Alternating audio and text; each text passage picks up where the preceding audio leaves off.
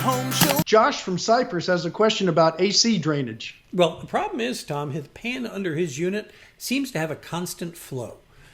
Josh writes, it's not filling the pan, but it's constantly draining outside the house. And since we're in Houston and the AC is almost always running, it's creating a soggy mess between the two houses.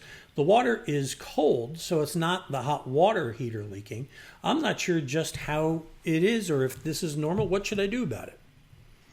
It's not normal. It's not supposed to. If it's a pan, let me step back. If it is your pan that you visually see underneath your evaporator coil, that means one of two things. Your evaporator coil is either rusted on the bottom, because that's an emergency overflow pan to stop any of that water from getting in your house, or maybe it's just a plugged line that you need to have serviced.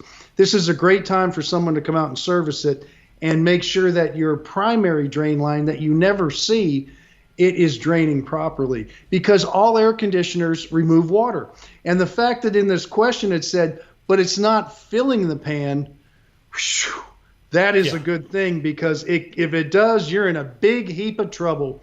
And so what you want to do is make sure you get someone out to troubleshoot your primary drain line, because that should never have water. But the thing I liked, and I'll tell people this, is to feel the water.